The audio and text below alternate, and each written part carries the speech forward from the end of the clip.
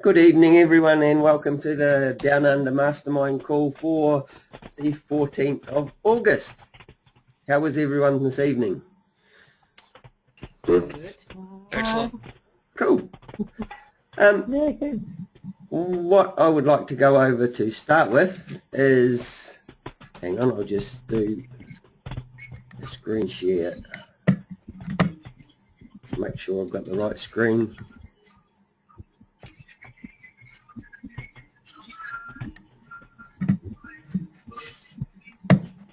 We've got some lovely scenery there.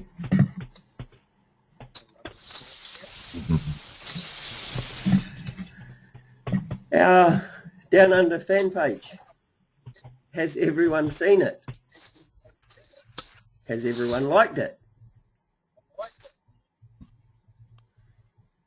What I was thinking is, what is happening at the moment, there's a lot of posts getting put in our on our group page that maybe should be going, it would be better to be posted on our fan page so that the world can see it, like blog posts and videos and that sort of stuff.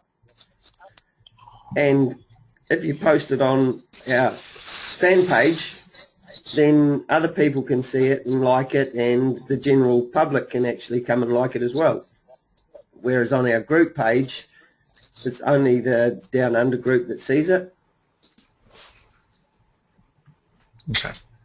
So that was a thought in it, and then it stops the clutter in the page so that when people have questions, you can actually see them. You don't have to scroll through videos and blog posts and, oh look, there's a question way down there. But hang on, if we have a look, I can show you what I mean. Yeah, Robbie, which one's fan page and which one's group page again? Fan page is Down Under Marketing, which is that page I was just on. Yep. And our group page is the one that doesn't have the little square in the corner down here. So that's our group page. And that's the Down Under SFMDEA marketing group. But you know, if you scroll down here, we have a video. Robbie, Hello? Oh, I can't see that screen. Yeah, the screen's not. It's still on the Go2 marketing Go2 meeting. Oh, I posted a link to the fan page in the comments box, the Facebook fan page.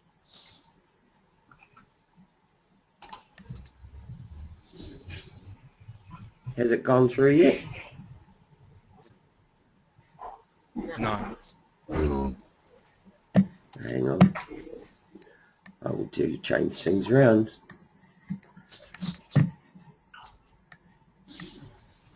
What screen can you see now? Does it still go to meetings?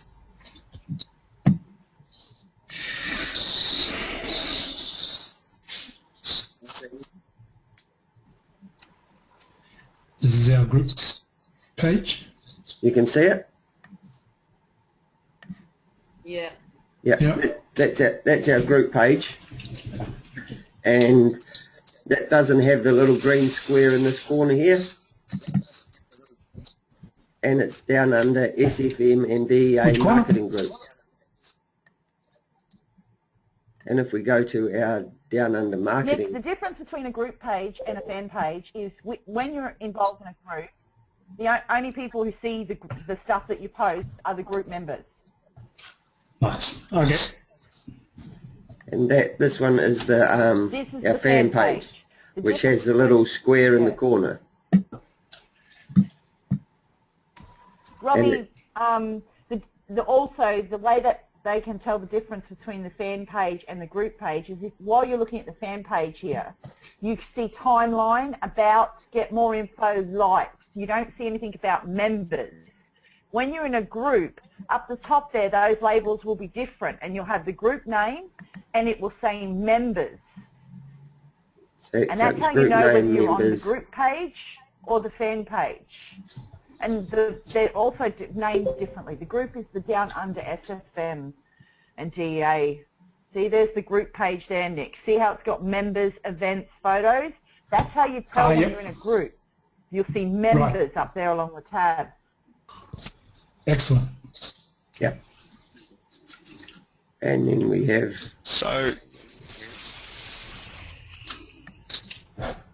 our fan page. So you're wanting us to post our content on the fan page? Yeah. Well, it's better for you guys if you post your blogs and your articles and your video challenges. If you post them on the fan page, then they're accessible to the whole public of Facebook. And the more content you're posting on the fan page, the more often people are going to see that content. And I do go into Facebook at least once a week with our fan page, and I will visit all the groups that I'm a member of, and I will pick one or two of the posts that are on our fan page, and I share those in groups around Facebook to try and start building, free organic likes to the fan page. Because what I'm trying to do is I'm trying to get more likes to our fan page and more activity happening on our fan page. So when I run a paid campaign to the fan page, it will actually be more beneficial to all of you guys with your content on there. Because Robbie and I have talked about running a co-op and doing some advertising on Facebook with the fan page. But unless we've got people on board and active on the Down Under fan page, and we've got the likes and we've got people coming there and seeing stuff, there's really no point in us setting up a paid marketing campaign. It's pointless, You see, So, and the other thing, if you're trying to get yourselves out there. Yeah, and if you're posting on the fan page, and everyone else is commenting and liking on it, then you're actually getting traction, and it's also going to get seen more because there's interaction on the page. Whereas on the group page, the interaction doesn't matter because it's only group members that can see it. Right. So you can have all the interaction you like, but Facebook won't rank it because it's a group and there's only group members can see it. Whereas on the fan page, if you've got likes and comments and interaction, they see it as a good thing and therefore rank it higher, it gets seen more, and when you do your paid advertising on it, boosting posts, etc., it's going to get seen more as well.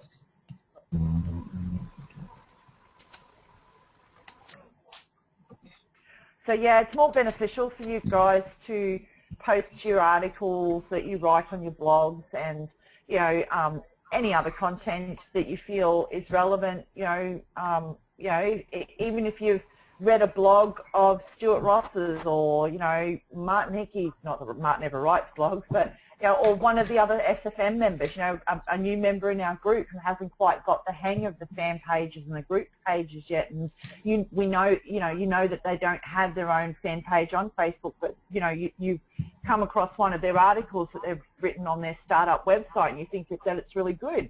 Grab the link for that article and share that member's post on our fan page, especially if it's adding value to people's lives, because that's what we're all about, all of us in the SFM and the DEA. We're about adding value to people's lives, and we're only adding value to the, it's great for the group, we're adding value to the group lives just by posting your 90-day video challenges and stuff in the group, but who else has seen them? And a lot of you guys are getting frustrated because you aren't getting any traction with your websites and your articles and stuff like that, but that's probably because you're not actually posting them elsewhere besides the group, and so only the group members are seeing it. So give yourselves just that little bit of an extra chance and get it onto our Facebook fan page. That's one of the reasons we have it. So that we can get the traction of everyone working together. When you're posting, yeah. You're going to say something, Adam? When we post, also it gets posted by the Down Under marketing fan page as well. So if what you've got to do, if you look at the top of the screen here, I can be at the moment I'm commenting and posting and liking is Robbie Von Wout.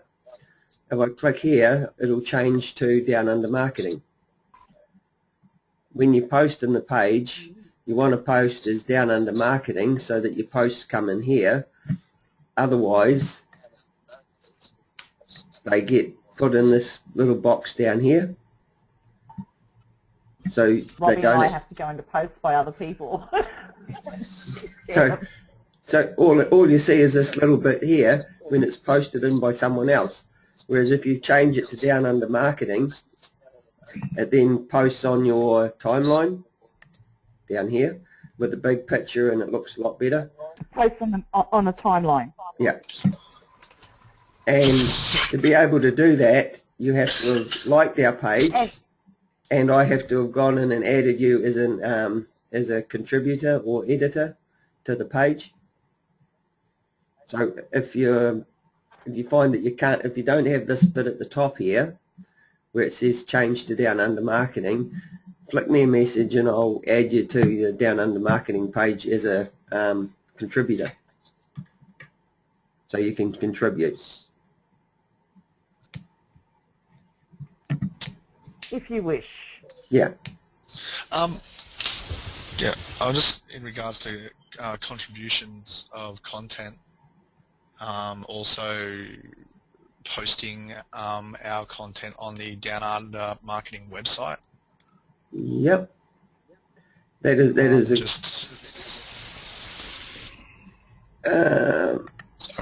we go to Down Under I Marketing. think Robbie was going to cover that. Yeah. Tonight. Yeah, sorry, I'm jumping ahead. Yeah, but we've got the Facebook covered. Do we have any questions on our Facebook posting on our fan page? Excuse me, I'm just having a look at, I've got the Down Under Marketing screen open with the little black square, and Yep. I don't have that thing written up the top that you just said about. So have you What's liked the name of page? The other, Have you it says clicked? I've liked this page, and this is... Yep. That means that's Karen, is it? Yeah. Yeah, we may need to add Karen as a contributor. Yeah. So And Karen, with your questions about Aweber and stuff like that, you're better off posting those type of questions in our group. I mean, I don't mind you posting questions on the fan page and asking about Aweber. Which one I'm on? So the one with Well, the like I black said, it's- square, is that the... That's the fan page. Yeah. Facebook fan page. Yeah. as opposed to our group page, which is And group this one is here. a group page. It's only open to groups because our Down Under FFM and DEA marketing group is a secret group. So to get into this group, you have to be invited or added. Any other questions? So I've noted down that I'll at the end of this webinar, I'll go in and add you to edit as a contributor there, Karen. Okay, thank you. Not a problem. Then we go to our Down Under website. This is if we view the site.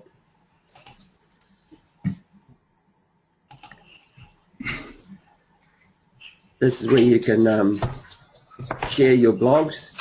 What I normally do is if I'm writing a blog on my blog page, I will take a shortened version and post it on Down Under Marketing. If I go back to dashboard. Oh, actually, can I just interrupt you there for a sec, Robbie? Yep. With the website, the Down Under Marketing website, Karen will get you onto our fan page. We can also add you as a contributor on the Down Under Marketing website. And if you continue to struggle with Aweber, trying to get an affiliate link for your own Karen-Frost.com website, maybe you could try and get an affiliate link using the downundermarketing.com website. Uh-huh. Right, okay. That makes sense. I don't want to take in any extra information at the moment. Okay. Yeah, I'll note it. I was on a bit of a roll, Yeah, and then just I write just it down came as to a note. brick wall. Yeah. The downundermarketing.com website, Robbie set this up off his own back with the thought process of bringing us together as a group, because we were all very new and a lot of us didn't have any traction on the internet. And, you know, the idea behind our downundermarketing.com website was anyone who was interested in putting articles on the website in their own name, they could write a short, they could take a shortened version of an article that links back to their own website, so they could create a backlink between two websites, their own website and the Down Under Marketing website, and to also offer the opportunity to new people or other people who don't have a website and they want to give blogging a go. This way, with the downundermarketing.com website, you have that opportunity of having a website where you can go to and you can start blogging, and you can feel comfortable blogging because you're in amongst all your other members or all the other Down Under members. So you don't have to, you don't have to feel afraid that, I don't want to build a site and only have one thing on it, or I don't want to build a site that has nothing on it. This way, there's a website there that you can use and you can utilize. And Robbie has set up the banners and stuff on that website with a thing called a link generator.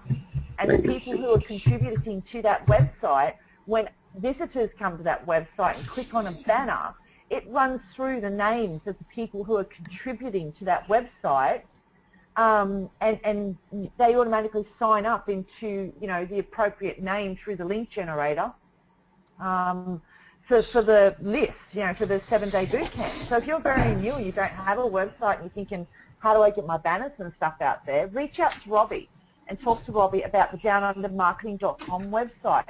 He can get you up and running on that website. You can start getting articles there. You can start putting, content out there and directing people to your article on that website. And you can even put a banner in your blog post on that website.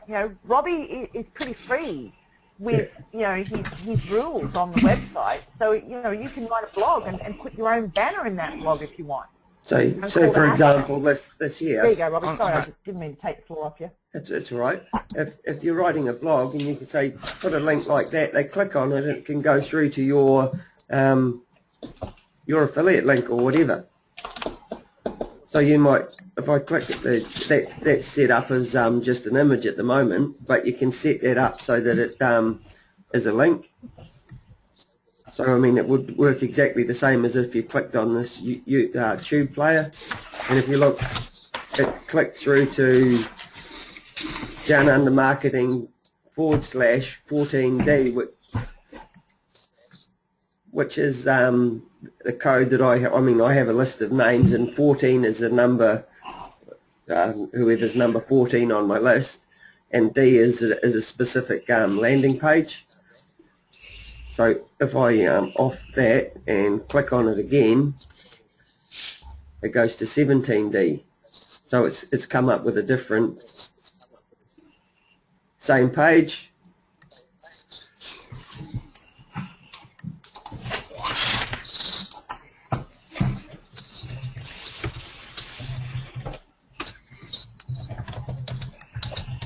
So that's how that works. But you see, as I have done here, I've written a blog, The Winning Attitude, which is quite long. What I've done on the Down Under Marketing page is I've taken that article, take some of it, and if I read, there's a read more here. That should be linked, I think. I've missed that. slipped up, and that would normally be linked back through to my website. So if they click read more, it would take them off the Down Under marketing page to my website, and then they could finish reading the article.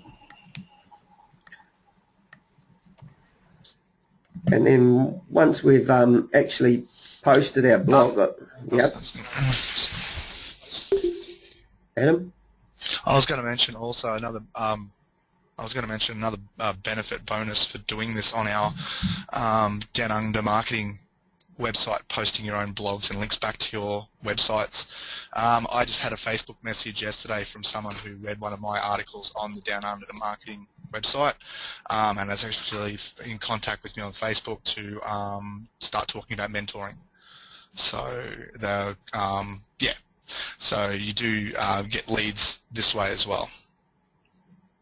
Yep, because the other thing to look at is, if you're posting blogs, how many blogs can you post a week? Maybe one a day if you're lucky, if you're good. If we have, say, 20 people on our group posting one blog a week on the Down Under marketing page, that's 20 blogs a week. If you're also going in and leaving comments on the blogs and sharing them, that's even more interaction. Therefore, we're going to get ranked on Google faster than if you're just blogging on your website. So that way you're going to get traction. It's also getting backlinks from your website to the Down Under marketing website, and then we go and share it on the likes of our fan page and our Google Plus page. So for example, I'll take that link there once I've posted my blog, copy it, and then go and visit where are we?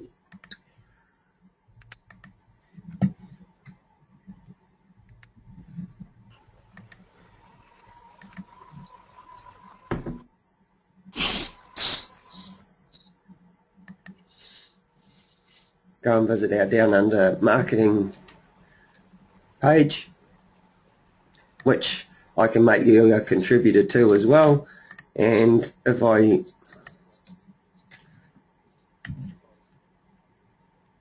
post that link there, oh, hang on.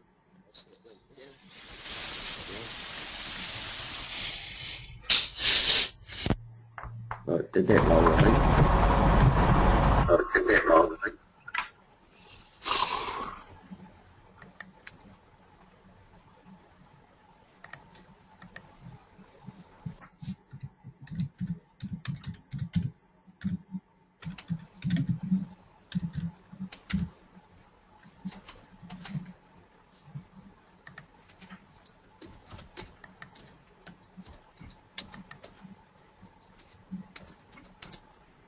Yep, lost. But anyway, you can do it in there and post your link. And then what is also a good idea is in taking the link from here and posting it on our fan page.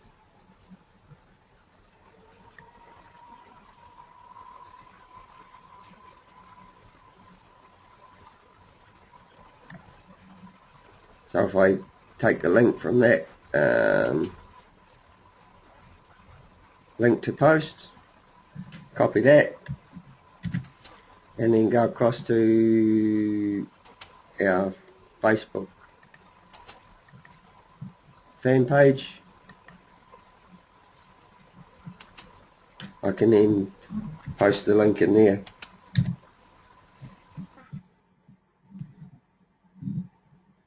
But because I haven't done it properly, it's not coming up right. So it would normally have a picture.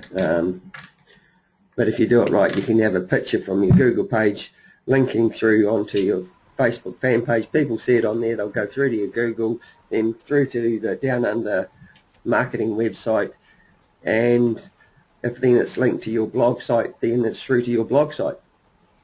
So you're creating a list of links that's all connected, which is good in the search engine sites because you've got backlinks to your site.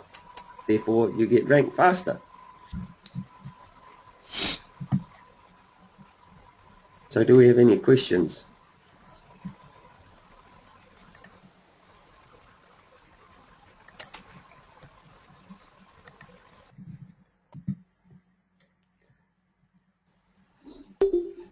No, No? just thanks. Awesome. No worries. I was learning something every time you explain this page. No, no matter how many times you explain it, you always learn something. Oh, good. Awesome. Yeah. No worries, Nick. And, another thing I was interested in doing is the other night I was reading We Were Born Rich by Bob Proctor, and he was talking about the 333 story. Someone needs to mute themselves for getting feedback. Hang on.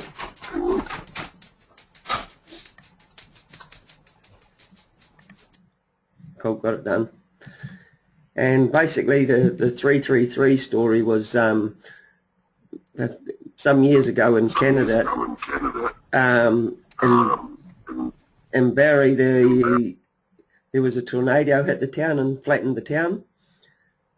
Bob Proctor happened to be doing a seminar, I think it was in Toronto, which is close by, and he was driving back through Barrie on the way home, and he stopped and looked at it and saw all the devastation.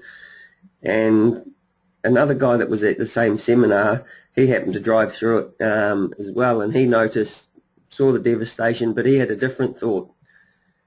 He was CEO of one of the radio stations, one of the local radio stations in Canada.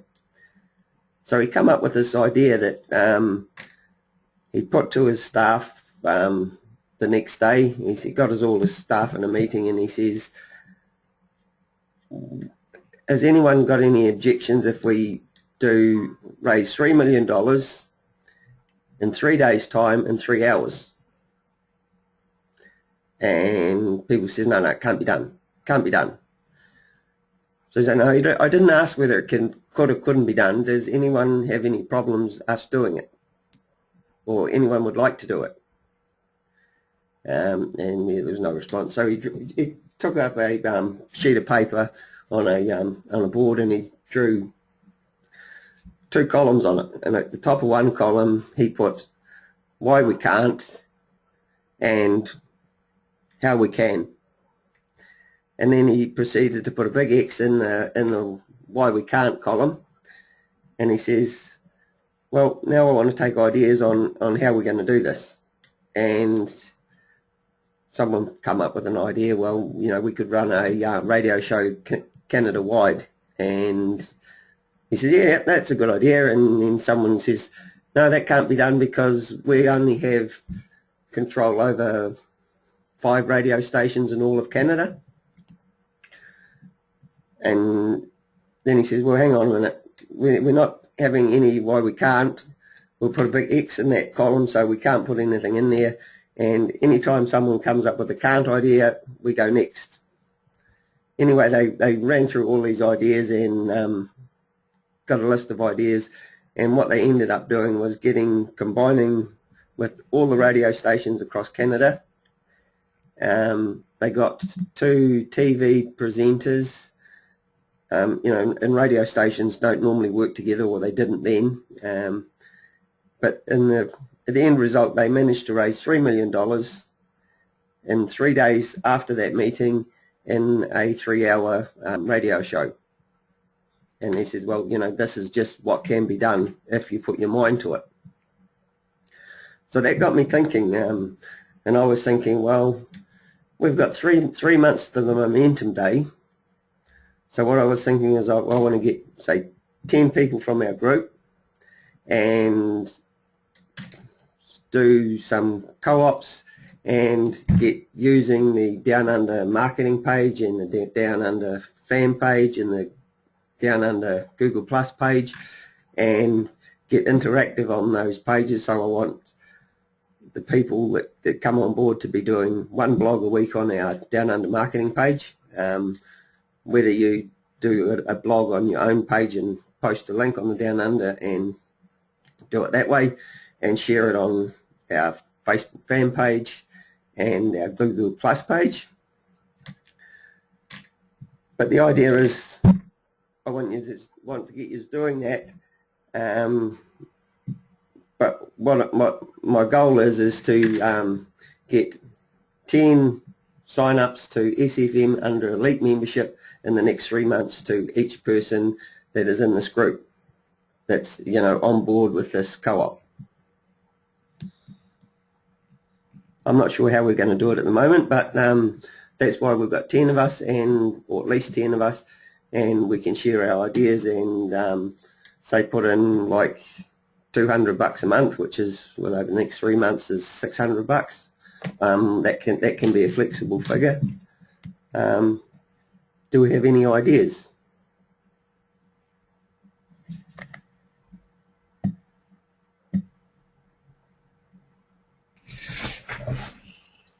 Fuck, bro, you've come up with the first idea. I think the rest of us just need time to start figure it out. Yeah. So look, we're just excited. The thought about it is just fantastic, and it's just, I think, I know I'm blown away with it. So I'm happy to do the work to join that. You see, and what I'll do is with these. So Robbie, you were saying $200 a month for the next how many months? 3 months. So it'll be set September, October, November, which gets us through to the momentum 10 date. people.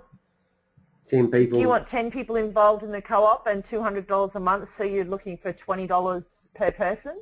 No, 200 per person. Possibly. You're looking for $200 per person a month. Yeah. We can go down to 100 if that works better. I mean, because either way. So that would be $1,000 a month that we would have as an advertising budget. Yeah. And as we know, with a $1,000 advertising budget, you can do a lot more than you can do trying to advertise by yourself. So you can Would we run it as a Facebook co-op? Yeah. We could do it as a Facebook co-op. We could do it as a YouTube co-op. I was just thinking at this stage, if we can split it. Yep. Like if we had $1,000 per month, we could split it and invest 500 into Facebook and 500 into YouTube. Correct. And that would work as well. Yeah, well, that way we'd be split testing against each other. Yeah. And we already have some members in the group who have, who have registered and signed up for, Satori Prime's Facebook niche profit system and Facebook advertising system and stuff like that. So we have people that can getting the logistics. Yeah, we've got people in the group that can run it. I can do up the co-op. I mean the link rotators, so that side of it's done. But if we're working as a group of 10, we've got 10 people that can help do this thing. Yeah, and I've got the video making software. If we wanted to do an animation type video, I've got all of that software that I've paid for, and it's on my computer anyway. So all I need is somebody to do a voiceover and some content to put the video together. Well, we have a person that does voiceovers on Fiverr. Kelly, yeah. Kelly. we have go to Kelly's profile. Yeah. Yep. Even if you pay her $5 and don't go through Fiverr, she'll get $5 instead of $4 or something, isn't it? You get less than $5 because yeah, I think it depends on the time. I'd have to have a look at her profile and see what prices that she's charging for time wise. But I mean, she might come on board in the co-op and be part of it. Kelly would probably do it. Yeah. But I would just thought a figure of 10 is a good number. But if we had more people that wanted to do it, well, we can do more. It's not a problem. But I mean, well, you were only working on 10, so you could get the logistics of the mathematics. Yeah. So I mean, if we're looking at $1,000 budget for the month, if we had 20 people in the co-op, well, that would then be cheaper again for each other, like for everyone. Well, no, we'd stick with stay the same amount put in per person.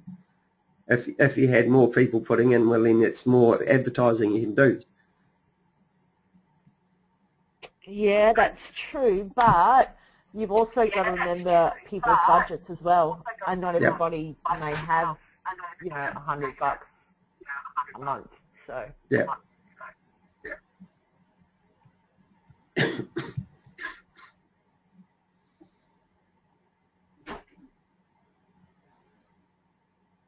Okay, so just say that I can afford $100 so with the Facebook, a month. yeah. And I think that's what you said, Robbie, to post a blog on that Down Under site Yep. a week. That you said, and then the advertising bit came into it, and I was like, I've got no idea now. No. I'll leave that up to you guys. I'm happy to give the money over, but I don't have a clue about anything else. No, so how does that work? What would happen? Well, no. See, the thing is, we would run the advertising. There's not a problem. You know, obviously there's people that are very new to the group that aren't going to be able to work out the advertising, so we can do that ourselves. Yeah. But what I do expect is that everyone in the group, they can write at least one blog a week and post that on the Down Under marketing page. Yeah. And then that will that's get... easy. Just checking. Yeah. I mean... If people aren't going to do the blog, if people aren't going to do,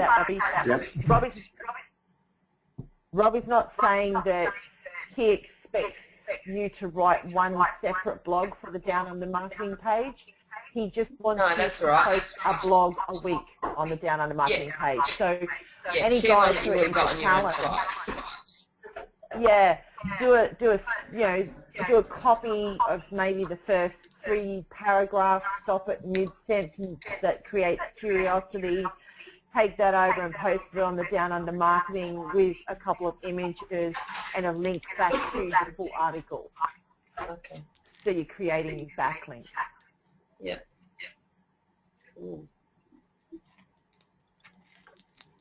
But you see, if we do this, this is going to get us another, because we're only going to concentrate on the Australia and New Zealand markets because we're building our group. So that's going to get us another 100 members to our group in the next 3 months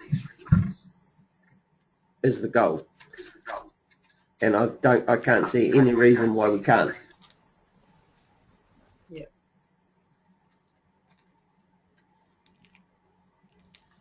And then we can possibly look at, after that 3 months, we'll do it again, or do split the groups and create more groups and see what happens.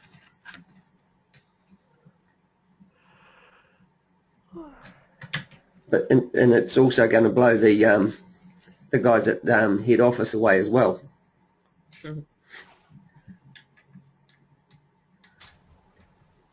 See if we can take out the top slots in the leaderboard. Whoa. We can only try, hey? Exactly. Not that leaderboards mean that much to me anyway, but... No. I really don't care about leaderboards, Robbie, at the end of the day. No. Neither do I, but... Just the leaderboard. It would be... the leaderboard to me. Yeah, but it would be nice to see 5 Down Under names in that list, wouldn't it? Not that it means a lot, but yeah. I don't. I suppose it would. I suppose it's exciting for the people who get on the leaderboards to see their names on the leaderboards. But you know, I mean, if any of you guys have listened to me on Google Hangouts and stuff like that, talking to Yuli and Jill and Stuart Ross and those people like that on the Hangouts, you'll know that sort of stuff goes over my head fairly quickly. I don't pay too much attention to it, and even if I was put on a leaderboard, I wouldn't even know about it unless one of you guys came and stuck it in my face and went, "Hey Sam, congratulations!" And I just go, "What the frig is this?" Because at the end of the day, I don't. Well, actually, it wouldn't bother me. I just look at it and go, oh yeah, some moron's made a mistake and stuck me in the wrong place. Human error happens all the time. It really does not. It does not faze me. But the thing that fazes me the most are the little successes that I have in my own business. So, you know, like if I run an advertising campaign and I get some good results from it, and it doesn't necessarily have to mean sales. You know, if I run a little cheap advertising campaign on Facebook for a post to get some post engagement, and I actually get some good quality post engagement and a couple of little bonuses, like a couple of extra page likes to my page, that's a success for me. That's when you'll see me jumping up and down and running around my lounge room going, woohoo, woohoo! Aweber, when I conquered what I was trying to do in Aweber with that whole broadcasting of a newsletter and being able to set it up so that anyone who got that newsletter in their list, you know, that was on my list, could actually then share it to their network, and then their network could read it, share it to their network, and these people could also sign up as well without me actually having to do any major advertising. Just, you know, sign up because their friend has shared it and they read it and they go, oh wow, if my friend's on that list, I'm going to sign up to that list too. I was excited about that. It's little wins that I have in my own personal space, in my own personal bubble, that really do excite me. And I was the same as a kid at school, you know, when they had school carnivals and stuff like that. Other kids used to get really excited about ribbons. If I ever won a ribbon, I'd give it away to some kid that really thought they should have a ribbon, and they were really upset. I'd walk over to them and I'd pin the ribbon on them and go, there you go. You know, and I don't care whether it was the first or second, because it did not mean anything to me, because it was I don't know, it just, yeah, I'm just that way inclined. It's a personal win for me. It's much more exciting. I mean, they could stick me on the leaderboard of something, you know, for a month, but, you know, if I had a minor win, a small win in my business, that would be much more exciting to me. They could give me a prize if they wanted to, but my personal little win in my own little business, doing my own little thing, would still be much more exciting. And I give myself prizes all the time. It's called chocolate. I've got that too, Sandra. But I'm finding the same thing with my subscriber registrations, because that only just started coming in. My leads were slowly trickling into the back office at SFM, but I was getting more excitement of seeing 20+ subscriber registrations in my email box, and that's when I realised I better start emailing these people, because I was emailing my list, but I was, you know, the subscriber registrations of they've been something new that have just recently happened for me since I did this SEO blast to 700,000 SEO sites. And I bought that through, I bought it. It cost me $44 for 3 monthly blasts. So I thought, oh, well, what's $44? I'll give it a go. And then suddenly all these subscribers came into my email. So I thought, well, I'll talk to these people. Yeah. Yeah, talk to them. That's it, you know. I mean, you know, some of them will be quality leads. Some of them won't, you know, it won't be for them. Won't come back again. But yeah, talk to them. But it's exciting, isn't it? You know, when you sit there and you work really hard, you spend long hours, you're sitting up until 2:30, you know, 3 o'clock, sometimes 4 o'clock in the morning, setting it up and getting it, and, you know, going through the steps and getting it out there, and then all of a sudden you see results, you know. Even though they may not be sales, they're results, you know, subscribers, you know, and you're looking at it, you're going, yes, oh yes, that's a block of chocolate for me. Yeah. Yeah, well, the way I see it is, heck, somebody's come and had a look. Somebody's been here, somebody's visited, and it's like, yay, somebody, you know, I'm actually getting exposure, and I'm happy about the exposure more than anything, which is why I've branched off into some other... That's why I've branched off into some other topics to talk about. Yeah, yeah. Exposure is good for all of us. You know, good quality exposure is good, and that's what Robbie was talking about with our Downunder marketing page, our Google Downunder page, and you know, in our website, you know, that can also, you can leverage that for exposure as well, for yourself, and building backlinks and stuff, which is really good, you know.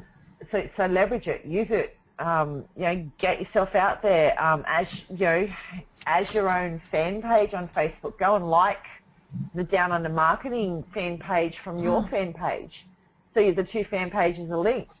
You know, then when you're on Down Under Marketing, and you're working as Down Under Marketing, as an admin on Down Under Marketing, you know, and you're posting as Down Under Marketing, go and like your fan page for Down Under Marketing. Because Robbie and I don't know everybody's fan pages on Facebook. We don't have a list.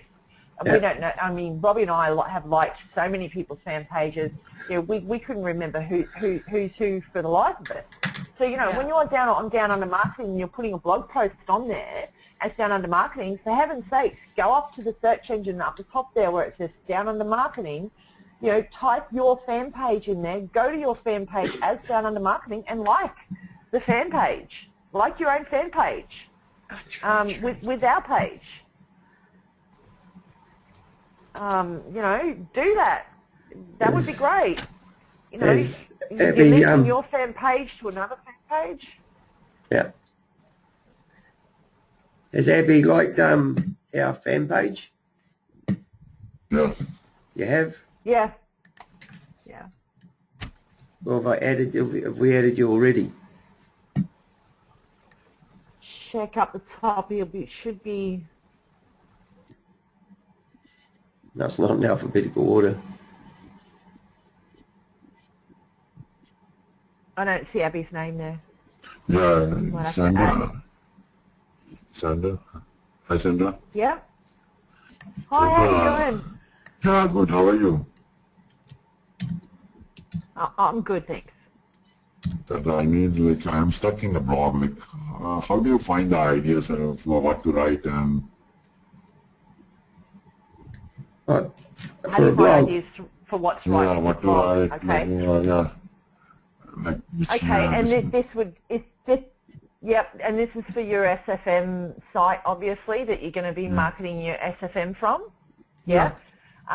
Okay. Well, you can either make your blogs personal, so you're telling stories about yourself, from, you know, stories at school, as a child, hard times that you've gone through, struggles in your life, or if you're not a personal person, you don't like, you know, to share a lot of personal stuff, write some blogs, business type blogs about, or just, you know, blogs about the SFM in general. When you go into your back office, there's a lot of information in there that you can copy and paste. You know, write a blog about something that you can use with the SFM that you really like, you know, and that you use really well. If you use, say, the Tidy URL tool really good, write a little blog about Tidy URL and, you know, how much you enjoy it and what you do with it. Put a couple of screen snippets up showing how you use it. Write a blog about that and put one of your Tidy URL banners in the blog.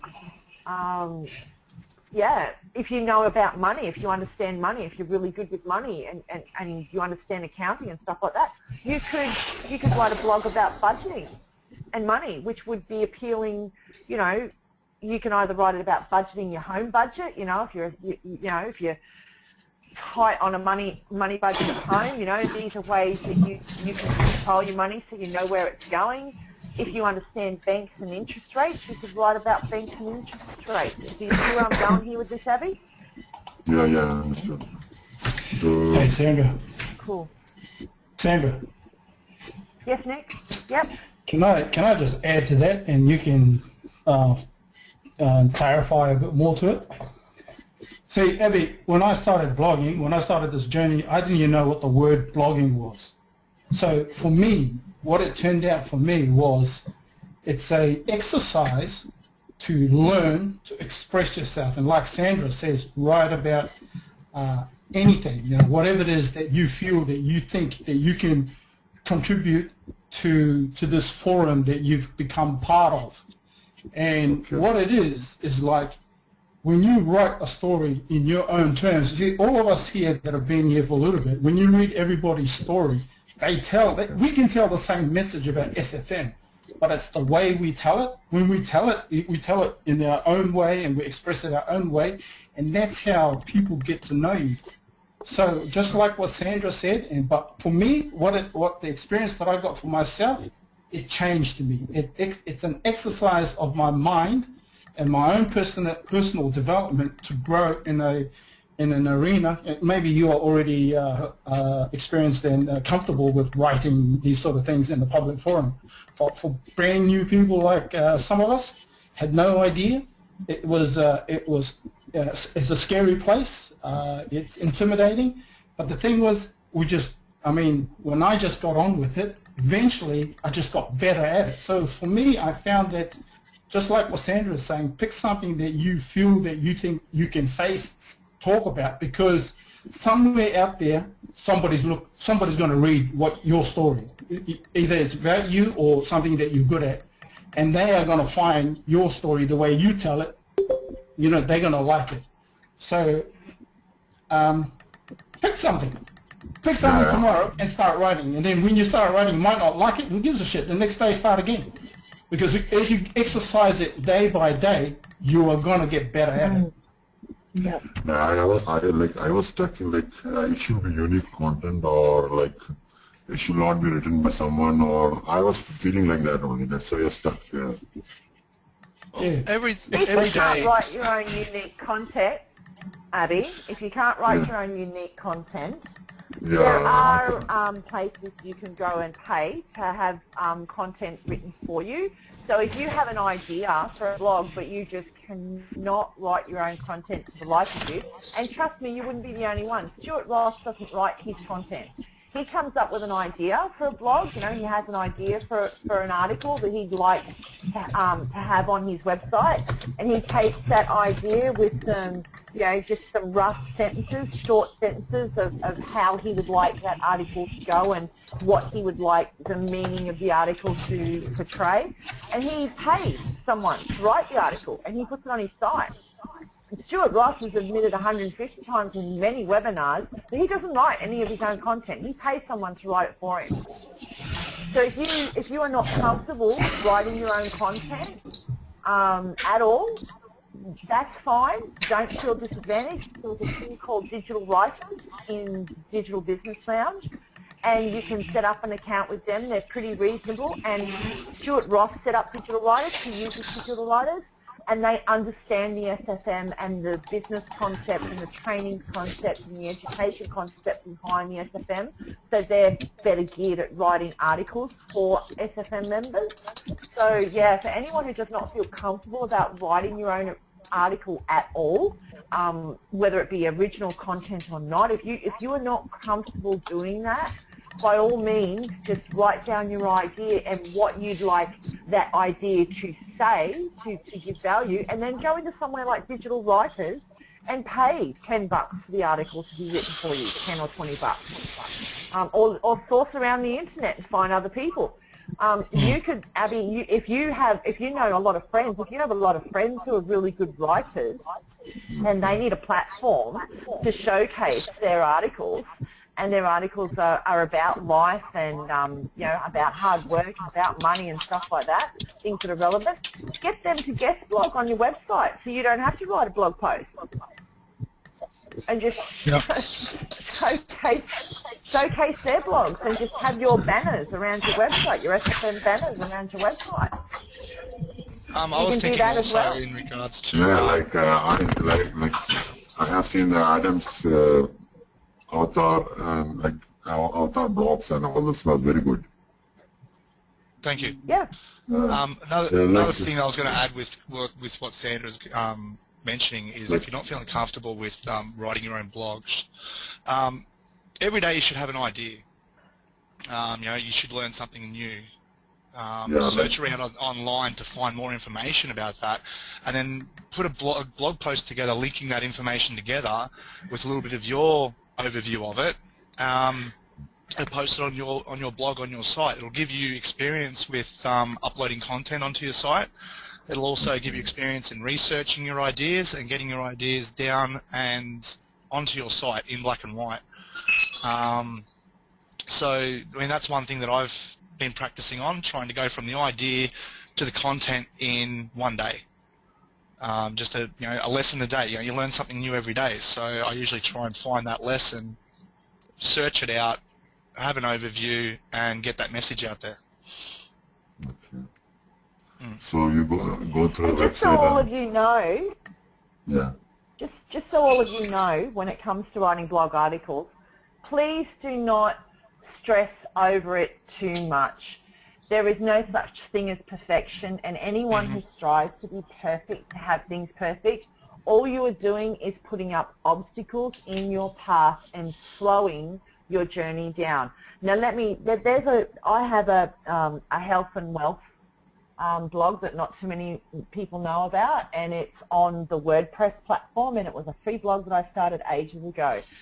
And I came across another WordPress blogger who uses the free WordPress platform, and this guy had over 100,000 followers on his blog site, and he was not by any means a professional business person, and honestly some days his blog would be 3 paragraphs, and one blog just cracked me up one day because I subscribed to follow his blog because he was funny. He sells a bit of affiliate products from Amazon and ClickBank and stuff. I'm guessing that's how he makes his few bucks. And there was one blog that I came across towards the end of last year, and I went and read it, and it was like 3 paragraphs long, and he had some pretty cool images in there, like pictures that he'd taken, and he's like, "Hello blogging world, WordPress world, or anyone else reading my blog.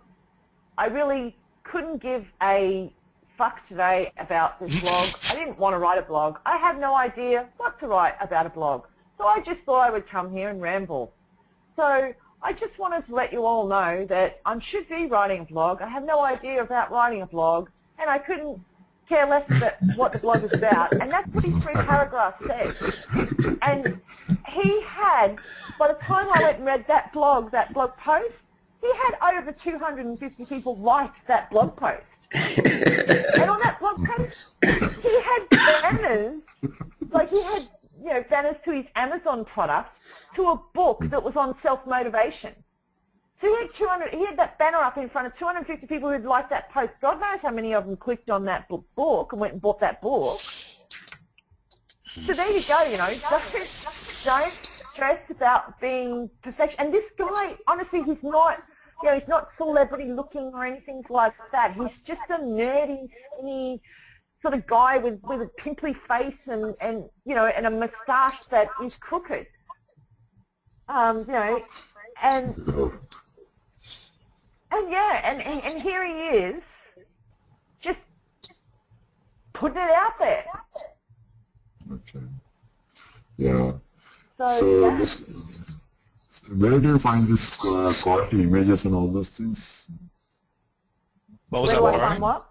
Yeah. Free images for this blogs, websites, and all those things. Images, Do you have any? okay.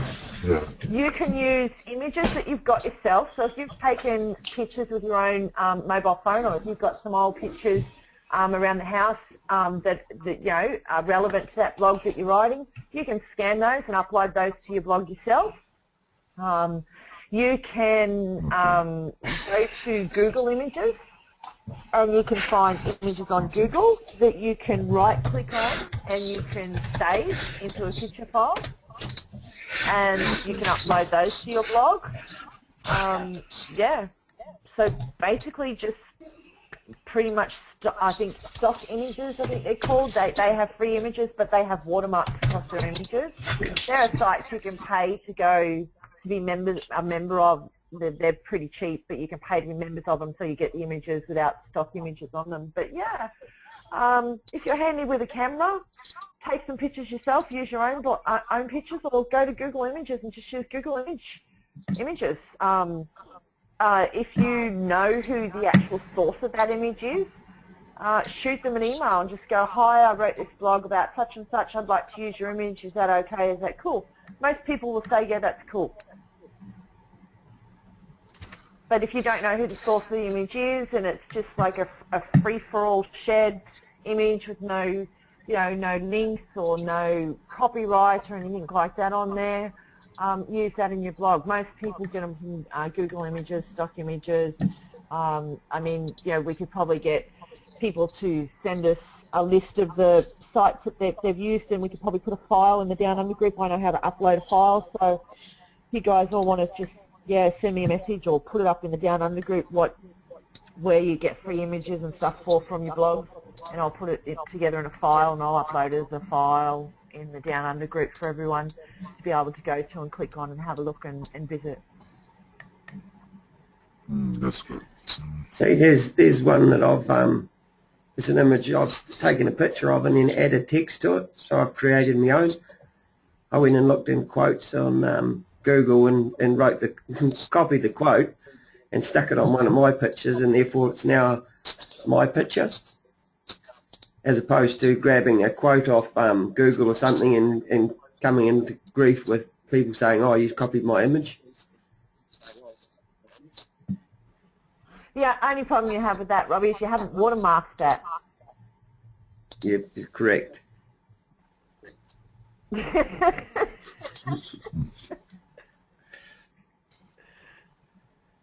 that's okay, I don't mind people using it.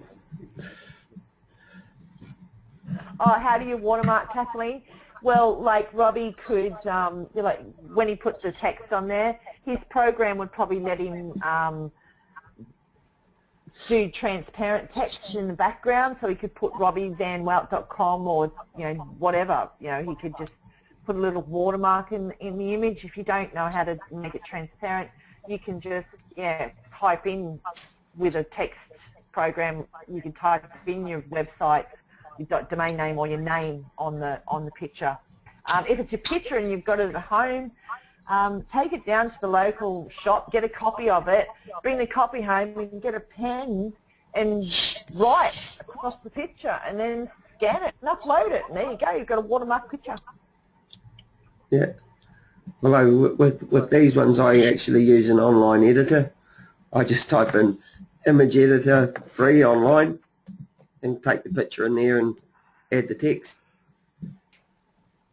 I have a plug-in. I paid for a plug-in. I bought a plug-in, a WordPress plug-in for my watermark.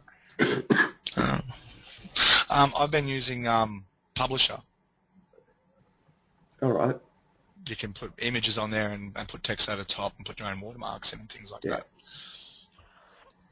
I use PowerPoint for editing images, putting text over them and making the text transparent.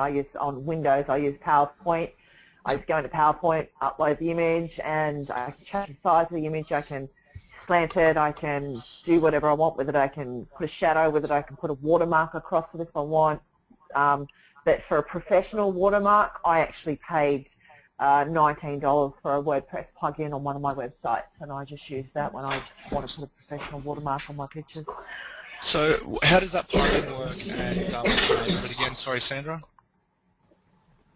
The plugin, it's just a WordPress plugin that I bought off an affiliate dude that I know who does a lot of affiliate stuff through JVZoo, and I was talking to him in a chat forum on the internet one night, and I was talking about watermarks for banners and pictures and stuff like that, and he said, funny you should happen to mention that. I happen to have in my sales kit a plugin for WordPress that you can use to professionally watermark your videos and your pictures. And I went, oh yeah, can you send me the sales stuff on it, and I'll have a look at it. If I like it, you know, make sure it's yours with your affiliate link in it, I'll buy it. And I had a look at it, and I liked it, and so I bought it. It does a few other things as well.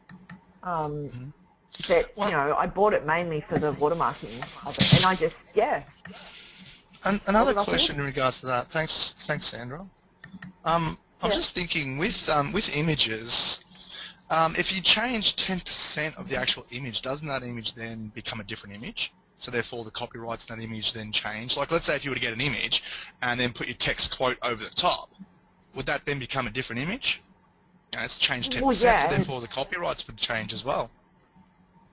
Yeah, and it's the same when you take it in PowerPoint. You take it in PowerPoint, you can put a frame around it, you can change it from colour to sepia, put, you know, some text on it, and you've changed enough on the image to take away the copyright on it. It's the same with a blog. You could go and copy somebody's blog, and as long as you make 10% changes, you know, changes of 10% in that person's blog, that blog can then become your own. It's your own original content. Which basically means that if the blog is 100 words, and you change 10 words, it's then your blog. So for every 100 words, change... In it and, yeah. There you go. Change the images, put different images in it, and it's your own original blog, and Google will recognise it. Rearrange the wording, yeah, change 10 things, and Google will recognise it as your blog, as an original content. Sweet. So there's another thing. If you're short on blog posts and you don't know what to do, and find something that inspires you, rewrite it in your own words, or change a few words, 10% of the words, and you've got a blog post. Done. Add images if you want. I mean, I don't recommend that you do that on a regular basis because it will start to piss people off. People will, you know, especially if these people are professional bloggers who have quite a huge subscriber list. But what I tend to do is if I come across a good site that has a good subscriber, that has a good following, right? And I mean, I have been known to do it. I've done it with some of the Satori Prime blogs because Satori Prime on their website have a good following. If there is a blog article there that I like about and it's inspiring and I feel, well, I would love that to get in front of my leaders, like my readers, I will actually keep that page open. I will copy some of the paragraphs and put them on my blog draft, and I will space them down, and up the top I will write a little bit myself about, I'll change the heading a little bit, and I'll write a little bit about the blog and what the blog's about, you know, the subject, the topic, and how I feel about it. And I'll go, you know, and I will send them. I will pay the credit back to the person that I got the blog from. So in actual essence, because a lot of people like Satori Prime, Stuart Ross, Jay Cusack, all of them, you know, a lot of them, Ryan Dice, the whole lot, they will have a little thing in their website that pings them if somebody has used a link linking back to their content on their site.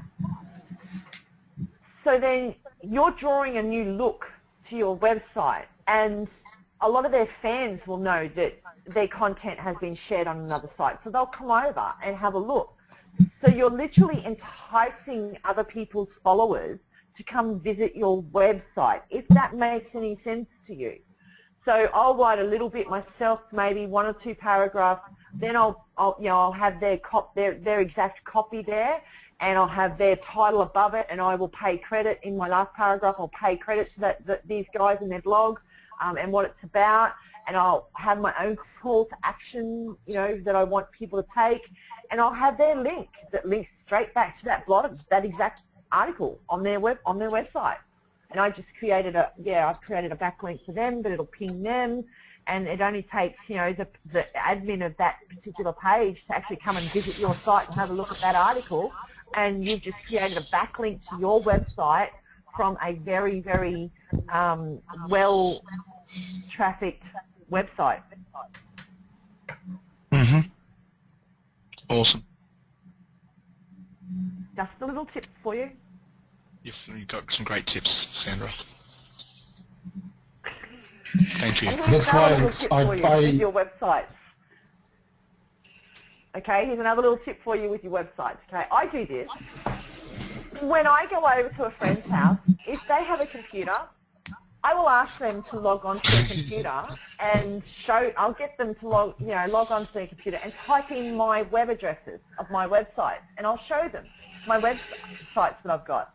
I'll go, you know, oh yeah, I've got this website, I've had this for a while, and I'll get them to click through my website and click around my website, because their IP address is different to my IP address. So Google's just registered hits on my website.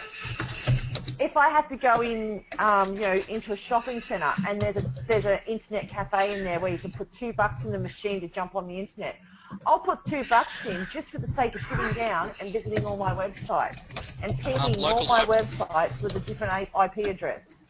Local libraries will have an internet access, and it's free usually. Yeah, so free. instead of paying $2, you can do that. Yeah, that's... You go into the local library and sit down. Don't log into your website as your admin. Don't log in. Just visit your website as if you're a viewer, a customer. So you get to see what it looks like on different computers under different operating systems as well. And because you're using different IP addresses, that's pinging Google, and Google's going, oh, okay, yeah, right. They register it as traffic. And while you're sitting there looking at your own site, you can probably even have a look around at the Downunder Marketing website and friends member sites as well. Yeah, exactly. Awesome. Thanks for the another tip. That's awesome. I dedicated $10 a week when I first got started with my website. I dedicated $10 a week to $2 internet cafes, and each week I would spend that $10 in different shopping centres that had the internet cafes for the $2. I'd put the $2 in there, I'd visit my website, and I'd sit there and I'd scroll and read a couple blogs, and then I'd click through on the other pages, and then I'd click through on one or two of the banners, and then I'd drive down to the next shopping centre and I'd do the same, different IP addresses. And I thought, well, $10 a week, that's pretty cheap advertising for me on Google, so yeah, that's sweet, that's cool. Traffic to my website, Google doesn't know. Yeah, another thing you can do is you can treat it like a lunchtime coffee thing, that when you go out to the shopping centre you can sit down and $2 a day every day of the week. I don't know if you were doing it $10 a week. Was that Sandra that you were doing that?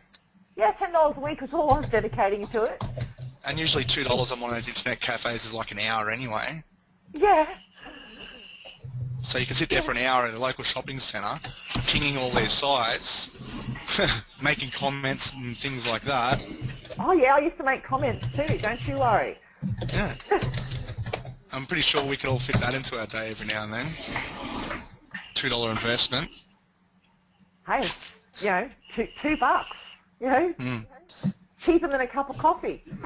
That's it. I mean, if you're down at the local shopping centre and you know they have a $2 internet cafe machine in that, in that shopping centre, and you go do your grocery shopping, heck, go down there a little bit earlier, an hour earlier, sit down at the machine, put your $2 in for your hour, or your 40 minutes, or however long it gives you. Put your $2 in, visit your site, read your blogs, leave a comment as yourself. Visit other people's websites in the Down Under group and leave comments from your different IP address. Click around on your banners, click through on your banners as well. You click through on your pages, then go do your grocery shopping and come home. So not only have you gotten the begrudgery of the horrible things called grocery shopping out of the way, you can come home feeling good that you've been productive and driven traffic to your website. Yep. Awesome. I was going to mention another thing too in regards to the visiting your local library and doing the same thing. I mean, you're saving money, you're getting to a library, so you're surrounded with information and knowledge. Another thing while you're there is I've also heard of an offline marketing technique where you actually have a business card with something like a lead capture page on the front. Your link address is there, and you put all these cards into self-help books and things like Think and Grow Rich and all these books that inspire you. Sorry? Just don't get caught in some libraries doing that, because you may get a fine, because most libraries in Australia are run by the city, the actual council, and the council gets a bit nasty about that. Okay. Don't go overboard spamming the books then. Yeah, just be a little bit discreet about that. Yeah. Hey, Adam, I would sneak into bookshops, new bookshops, just where they sell them. Hey, there you go. Do that. Yeah, do that while you're in the shopping centre. Just go in and have a quick flick through the books. That's it. Just do it on the sly. Be sneaky about it. And what do you write in there? Yeah. Pardon? You just have a business card, Abby. Just a basic business card with your name and your website, where you want the traffic to go on a business card. It doesn't have to be a flash business card, design a business card, looks similar to your website, you know, tools, training, education, you know, whatever you want to put on your business card, just make it brief, short, mainly your name and your website address. And then when you go into a bookshop, you know, look around your books, you know, make sure the attendant isn't, you know, eyeing you off too hard. You know, look at sort of self-help books, you know, home business type books, that sort of stuff. And just, you know, in the middle of the book, slap your business card in the middle of the book. So when somebody buys that book, takes it home, reads it, you know, they'll come across your business card. That's cool.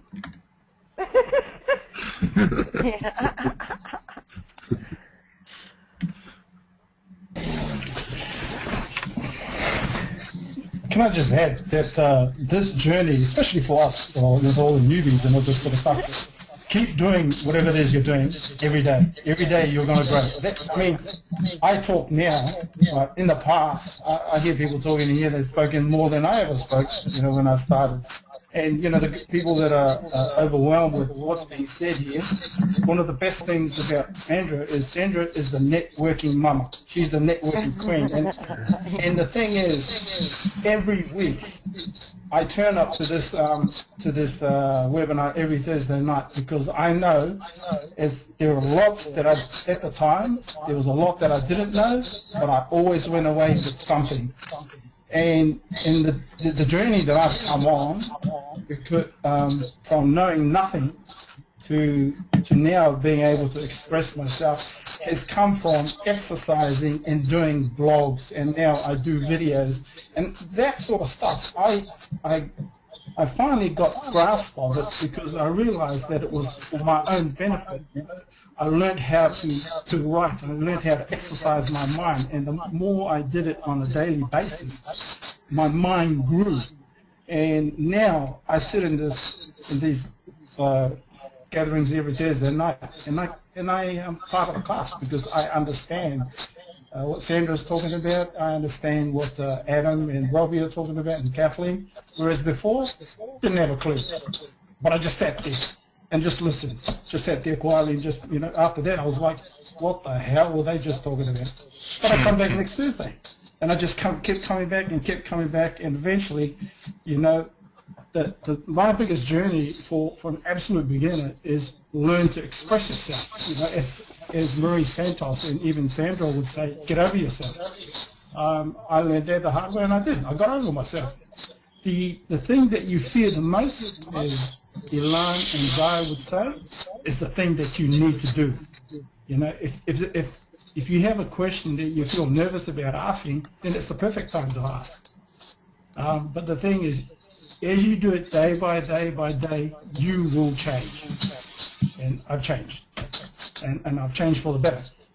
And I enjoy coming here every Thursday night because the passion that Robbie and Sandra have for this group rubs off, and I eat it. I go, I mean, just like all of us, I go excited. But the best part about it is I know that I always go away having learned something every Thursday. So just keep walking and doing what you're doing. You'll get there. Yep. Awesome, Nick. And I think on that note, we'll call it a night. Thank you very much, Robbie.